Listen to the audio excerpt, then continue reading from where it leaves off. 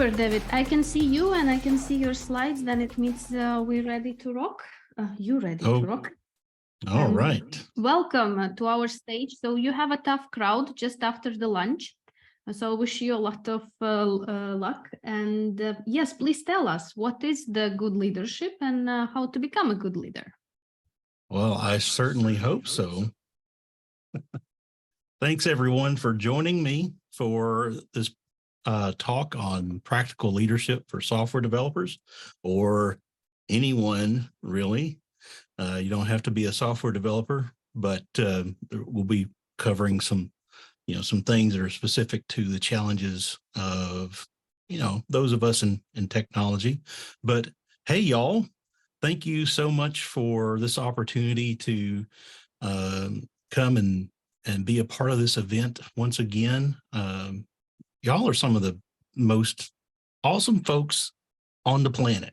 I enjoy every time that I've been able to interact with the community of DevTernity, the team that you've got there, as well as, you, the attendees, have been so welcoming and friendly and had such great conversations every time. And I look forward to this event.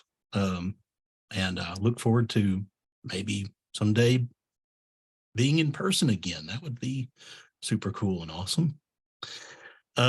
So I want to start off by telling you that, giving you a disclaimer that I am a software developer. I'm not an expert, a certified guru or a thought leader, whatever that means. If there's anything I know, it's because I've been in this industry for a while, and I've seen a thing or two, right? I can share my experience. My experience may not be the same as, well, I know it's not the same as everyone, but hopefully there's some things that I've learned that you can apply to your career and, your journey in technology. My hope is that there will be some nuggets of information of value that you can take away and apply to your work, your career, maybe your life. I don't know, and have some success with them. But let's have some fun and talk about some silly stuff that can happen along the way. And one of the things I'm going to share with you is I've made a lot of mistakes. And I still make mistakes. I'm still learning. We're all a work in progress. I'm going to share with you some of those most embarrassing mistakes right now.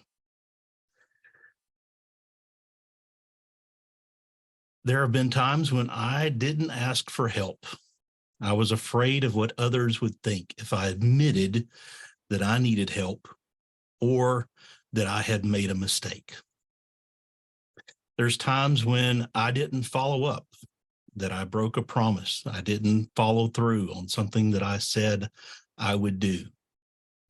There's been times when I have avoided difficult conversations, difficult situations, and, ran away from, uncomfortable situations. There's times when I didn't step up and take responsibility for my work or my actions or for things that I saw that needed to be fixed or that were wrong. And I didn't always encourage other people. I didn't recognize people for their contributions and encourage them and let them know how their work had made an impact on me or the rest of the team or to customers. I didn't publicly celebrate the success of other people that I worked with. And I was afraid to give constructive feedback that I knew could help other people. So guess what? These mistakes had nothing to do with being a programmer. The most difficult parts of any job, I believe, maybe the most valuable activities of any job have nothing to do with technology. It's people, how we value ourselves and how we value others. So in this talk, this practical leadership guide, I want to share with you 7 essential ways that I believe that you can unlock your potential, become a leader, and be more awesome. I want you to be more awesome, don't you? I know I do. I want to be more awesome every day. When I started my career, I was doing a mix of IT and programming, and I absolutely loved solving problems and fixing things. I couldn't believe that I actually got paid to do this stuff that I loved to do. But a funny thing happened. I got promoted to a management position. I hated it. All I wanted to do was write code or work on computers. And I'm an introvert. Leaving my desk and going to talk to other people was not even remotely in my nature. I felt really awkward to do that. I resented the role and the responsibilities. I did the bare minimum to get by. And within 18 months of that first promotion, I took another programming job, making less money. Um, However, this cycle of promotion to management and despair and leaving jobs, going somewhere else, repeated itself several times in my early career.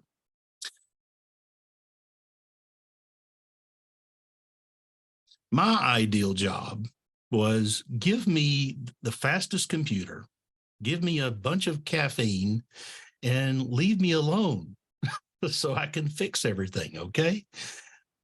Maybe you can identify with that. Now, that may sound good. And thankfully, there are times when this may be all that you need. I still love to be just heads down and focused on writing some code or fixing a problem and, have those really creative moments. But there's so much more to being successful in your career. Now, when you think about leadership, you may be thinking what I used to think, and that is that's a management thing, right? And for the longest time, I didn't want to have anything to do with being in management. I just wanted to write code.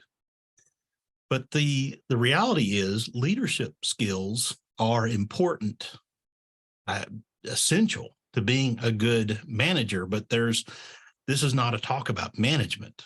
However, if you find yourself in a management position, here's some quick tips. It's okay to ask for help. Ask for training, ask for a mentor.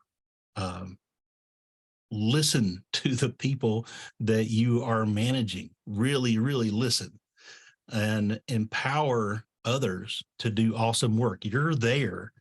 Your role, your reason for being a manager is to help other people do awesome work and to serve them, not to be served.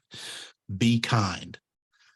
But leadership is not just for management. In fact, leadership is for all y'all. Let me explain. I come from the South in the US, and there's you, one person. There's y'all, meaning a group of people. All y'all means everybody. There are qualities and skills of being a leader that every one of us need to learn.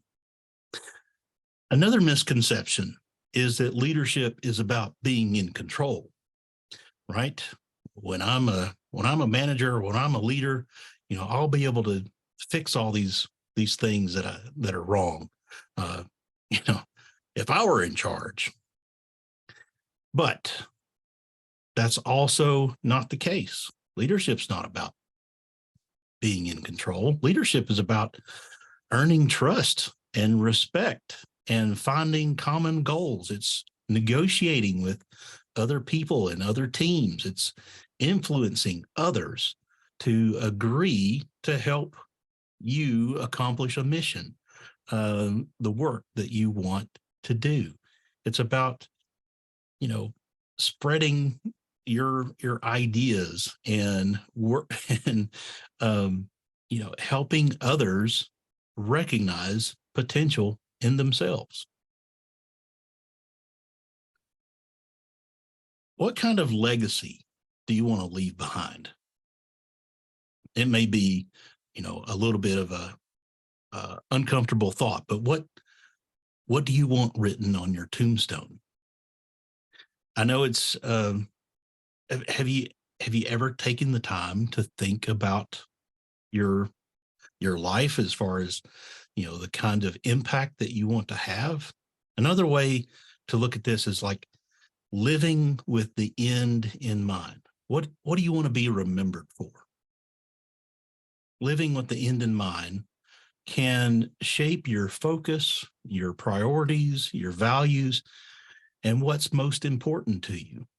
Having that frame of mind to really know, is this something that lines up with the what I want to be remembered for? So what I hope to give you is a bigger lens to see your world, that you'll walk away with a bigger and more clear perspective of your life. One of the things I want to tell you is that I believe you are awesome. You may not realize it, but you are. You may have never, may have never met before, but I believe that you are an awesome person, capable of doing far more than you realize, that you are uniquely gifted to do some amazing things that no one else but you can do. Unfortunately, most of us struggle with lies the world has told us, lies that we've told ourselves, lies that, that come up when we compare ourselves to others and think that we don't measure up to the someone else's definition of success or their life. But I believe without a doubt that you are capable of more than you realize. You can do bigger things than you've yet imagined. Skills like creativity and imagination are like a muscle. The more you use them, the stronger you're going to get. And I know that you can do amazing things.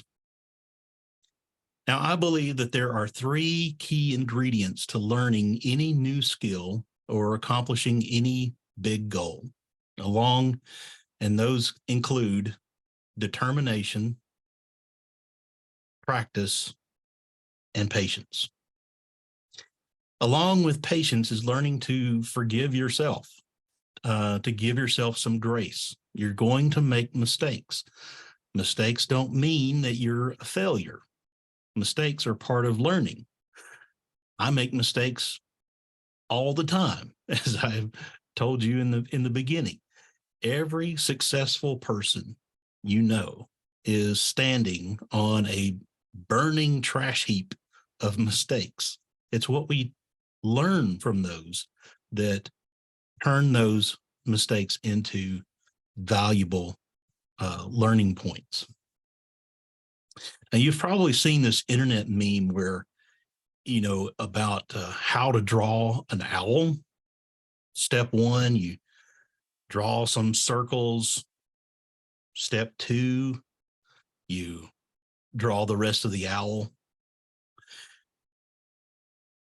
Well, how do we, okay, what is all that stuff in between? How do we get from, the basics, the beginning to a finished product that we can be proud of. So when you don't have a clear path to success or a clear definition of what success means, we can waste a lot of time staying stuck at step one, or we get overwhelmed and just give up because we don't know we don't know how to get to that finished thing, that finished goal. Well, one of the tools that I recommend that you take a look at is an acronym called SMART. SMART is about setting personal goals for yourself. Recommend that your team use SMART goals to set expectations and create that definition of success. For example, it's like, I want to become an expert in some different programming language.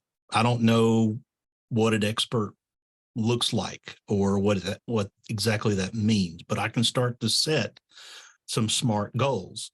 I can say something like, by next Friday, I want to be able to create a new application and write a message to the console, a basic hello world app. And then I'll set another SMART goal. Step by step, start to begin building momentum and a better understanding of how to achieve more and more of these small bite-sized goals so that you can start to make progress over time. Because anytime we learn new things, we know so little in the beginning that we don't even know what we don't know what we don't know, right? So it's the little steps that we can take, and we'll start to realize, more of what we need along the way.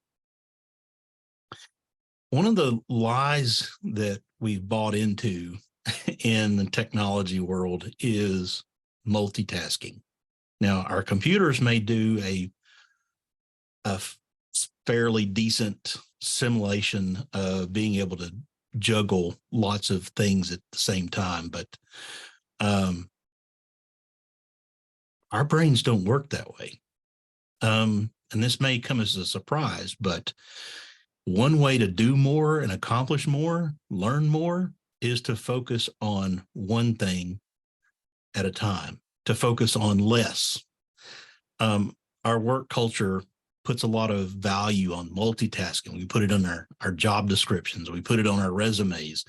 The truth is, none of us are very good at multitasking, no matter how hard we may try to convince ourselves. In technology, we may say, let's maximize our efficiency, maximize our utilization there. We need to be, 100% all the time. We don't need to we don't need to be wasting any time. Time is money. But let me ask you, what's a highway or motorway at 100% utilization? It's a parking lot. And it's not just my opinion, it's math. It's true for traffic. It's true for fluid dynamics and electricity. It's true for people too. Any linear system. We can't take everything at once. Kids love going to a circus, right? And we think it's pretty cool too. Especially when that lion tamer gets in the cage with the lion and convinces the lion not to maul him to death. So the whip is cool. The audience thinks, wow, it's, Indiana Jones. It's really, this really cool character with a whip. But the whip does nothing for the lion. The whip is only for the audience. But what's up with the chair? So lions have incredible powers of focus. That's what helps them to survive in the wild. And when you put the four legs of a chair in a lion's face, the lion can't decide which of the four legs it needs to focus on. The lion becomes paralyzed with indecision. We are much the same way. When we have too many tasks, too many things on our plate, our brains can get overloaded. We think we can switch from one thing to another and compartmentalize the work that we're doing, but our brains don't work that way. Our brains can't stop thinking about those other problems, even if we're focused on something else. Those other tasks haunt us, even in our sleep. Have you ever woke up with a revelation to a problem like, aha, I know how to fix that? Our subconscious doesn't stop thinking. It may sound counterintuitive, but do everything in your power to limit your work to one thing at a time. I guarantee you'll get more work done and do it faster than trying to juggle too many things at once. If you try to be productive 100% of the time, you've got 100% chance of burning out. Remember, I told you earlier that you are awesome. And I believe that is absolutely true. However, there's more to life than being awesome. There's learning new skills and being good at stuff. I mean, there's more to life than just being a better version of yourself. And, we all want to be a better version of ourselves, but being awesome is only part of your story. I believe that your life has meaning and has purpose. Your life is valuable. I believe there's a reason that you're here, and it's not just to get really good at computers or writing software, your career, or whatever it is that you're passionate about. I believe that your purpose in life can be summed up kind of simple. Leave it better than you found it. And this is not just, talking about the planet, but in our environment. But every encounter that you have every day, either online or in person, with your friends, your coworkers, your family, or complete strangers, every encounter is an opportunity for you to leave it better than you found it. Engage others with kindness and empathy. Share with the world all those things that make you awesome. Don't just get better and be selfish about being better. Share it with other people. Because like it or not, we are designed to live in community. I am 100% introvert, but I also recognize that I need other people in my life. I need relationships, and I need to do my part to make others more awesome. Which vegetable do sailors dislike the most? Leeks. Just a little in-flight entertainment. Early in my career, I worked under a manager who was very much like working for Dilbert's boss, if you're familiar with the Dilbert cartoon. I really didn't like the man personally or professionally. His incompetence was legendary. He was notoriously bad. His mistakes were named after him, and yet he still continued to rise in rank and responsibilities. A lot of the work that I was required to do under his direction was of no value to anyone. For example, I was asked to create a huge binder of documentation for every method, every stored procedure with the code that I was writing. No one was going to read this, ever. Meaningless and pointless work is soul-crushing. I toughed it out for more than a year, and I tried to find ways to get out from underneath this manager. But with no hope of relief in sight, I found another job. I said to myself, life is too short to work somewhere that stinks. And you might even be agreeing with me right now. That's right. We don't have to take this. I started living by this philosophy, and I offered it as advice to others when I heard them complaining about their jobs. You see, as you probably know in technology, we're so privileged and blessed that that we're in high demand, that we could have the luxury of being able to choose where we work and change jobs whenever we want to. This isn't the case in every profession. The problem is this idea began to pollute my perspective. When things would go sour, I would think, oh, great, here we go again. It's time to start looking for another job. Years later, I was in a similar situation. I was unhappy. I started interviewing at other companies. I had a great job offer that I was trying to decide. And that's when my wife asked me two questions that stopped me in my tracks. She asked, have you done everything that you can do? And if you left now, would you have any regrets? Oh, okay.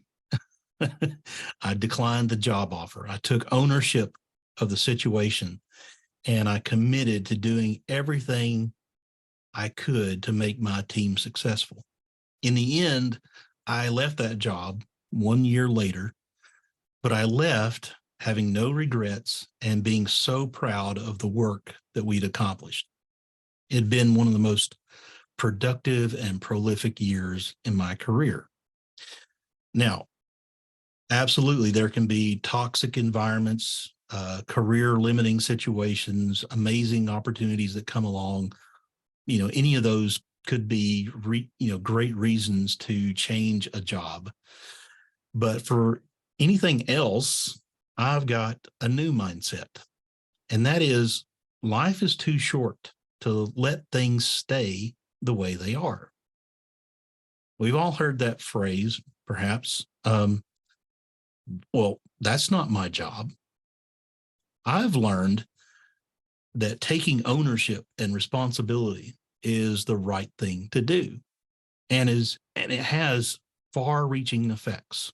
I've learned it's okay to be honest with the people that you work with and people that you report to say, this is not right. This needs to change.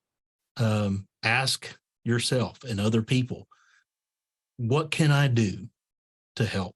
What can I do to help fix this situation? To quote Martin Luther King Jr., it's always the right time to do the right thing. Every now and again, we have to say goodbye to people, sometimes really great folks that we work with. And regardless of the circumstances, we let them know how much we're going to miss them. Sometimes we even throw a going away party, and we tell them awesome things that they'll be remembered for. One time it struck me as we were saying goodbye to some awesome folks, and it occurred to me, why can't we express our appreciation all the time? Why do we have to wait until someone is leaving before we let them know how awesome they are, what kind of impact that they've made? Maybe if we had told them how much they were valued in the first place, they wouldn't be leaving. Maybe. So I started to run an experiment at this time in my career. Every Friday I would write a short tribute to someone at work describing the impact that person had made on me, a story about when I first met them or something awesome that they've done. Here's an example. Nakota was a customer support manager, and as someone described, he did the work of 10,000 people. Nakota consistently went above and beyond to make customers happy, and he is awesome. Now, the drawing isn't important. That's just something fun that I like to do. And what I said about each person really wasn't all that great or earth-shattering or amazing.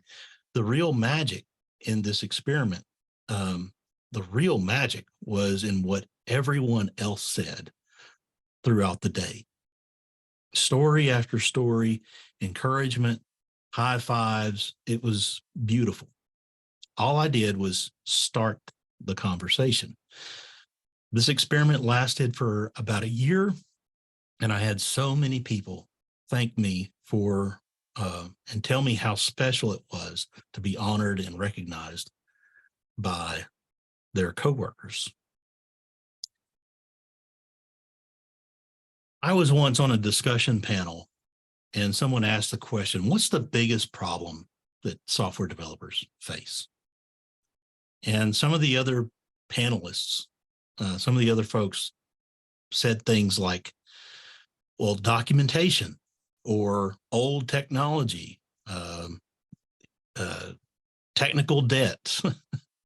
Our biggest problem is new technology, is, personal preferences, strong opinions, all these different things. I think the most fundamental problem we have is respect. Looking back over my career, I've come to the conclusion that respect for people is the most fundamental principle we can have. When you have respect at the foundation of your team, your company, your organization, it's going to cause you to think about, well, what can we do to create a better environment, a sustainable workplace, a safe place to work, where employees can thrive and be as good as they possibly can be. Respect requires that you listen, that you have empathy, that you have that you promote healthy work environment, being committed to fixing systematic issues that cause friction and frustration with everyone. Mutual respect on a team can bring people together as, a band of folks who will fight for each other's success. Respect is what enables you to be successful at everything else. It all comes down to giving and receiving respect. Now, I grew up in a dysfunctional family. There wasn't a whole lot of encouragement being shared. So encouragement doesn't come natural to me. It's another skill that I've had to learn, and it's something that you can learn too. Let me show you. Imagine you have a coworker named Mary. Mary, I want you to know how much jump slides. Mary, I want you to know how much I appreciate the database work that you do for our team. Not only that, but you are always smiling and being cheerful. You are such an encouragement to me and everyone else around us. Thank you. Paul, thank you for always being willing to help. I know I can count on you to help me when I'm stuck. It means a lot to me. You're awesome. Mark, thank you for always wearing deodorant, coming to Zoom and to work fully dressed. Keep it up, good buddy. See, it's not that hard. We can find ways to encourage other people, and it does make an impact on them. Every one of us wants to know that the things we do matter, that our work has value and significance, that we have value. Encouragement highlights a person's strengths. It's positive reinforcement. That person that you encourage now wants to go and do more of that same stuff and keep feeling like, hey, this is working. This is making a difference. I believe another important thing to practice is gratitude. Thinking about what you're grateful for, regardless of your circumstances, will help you to keep things in the right perspective. It'll transform your attitude and the way that you behave. Tell people thank you. Just allow allow folks to know that they made an impact on you. Give public high fives. Create a reward system. Some of us are in roles where we can help others a lot. Some of us aren't. Do things that and create a system in your workplace that awards and recognizes people. If there's someone that you know that has impacted you in some way, recently or in the past, let them know about it. Don't wait until it's too late. Now, I submit to you that there are three inevitable things in life. There's death, taxes, and PowerPoint. Sooner or later, it's going to happen, whether it's speaking to your team, your company, at a wedding, a meetup, or a conference. You're going to have to stand in front of a group of people and present some information. In 2011, I finally got up the courage to give my first talk at a meetup, and I stank. I was terrible. But a funny thing happened. I had people thank me for sharing. I had people tell me that I did a good job, even though I knew that I was the worst speaker in speaker history. And it took a while for it to sink in, but I learned a valuable lesson about the power of community. There are people out there who are really awesome at being human, who will look past your mistakes, who will see the good and potential that's in you and encourage you to not give up. Because when you do hard things like share your knowledge and experience, everyone benefits. There's one of my favorite quotes.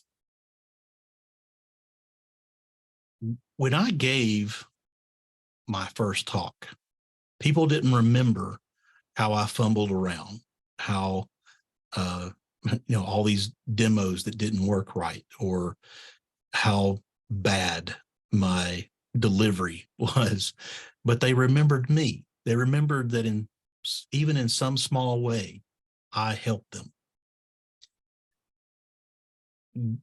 Being the reason that someone gets inspired to actually go and do something that you're talking about is one of the most rare and precious rewards I have ever experienced.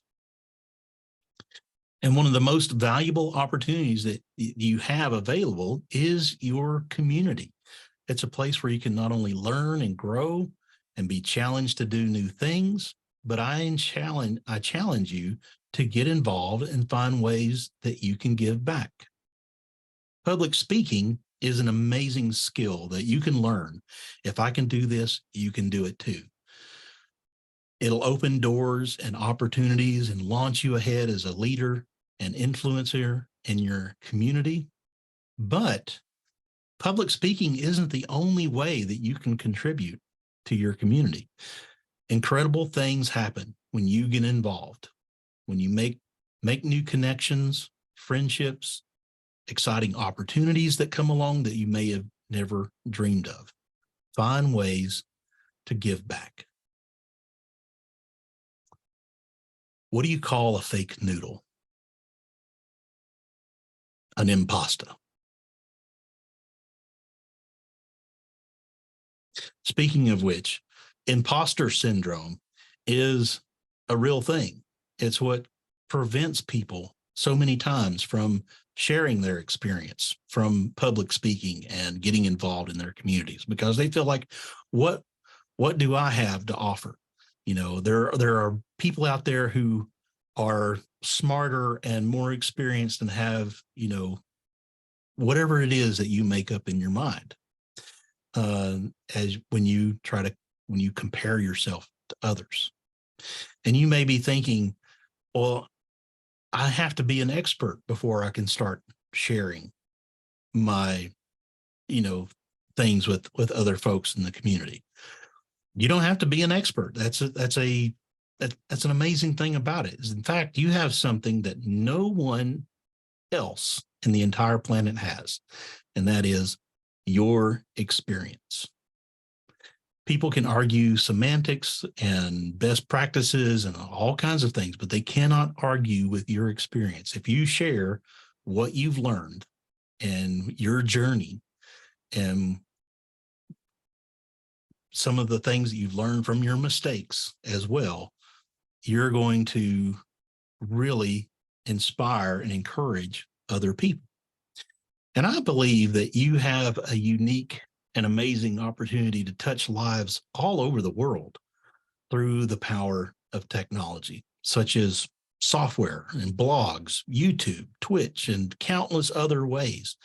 You never know if something that you share or just a act of kindness in your community, a small investment of your time, or the technology that you help create, that any one of those things could be a catalyst that inspires someone else on their journey.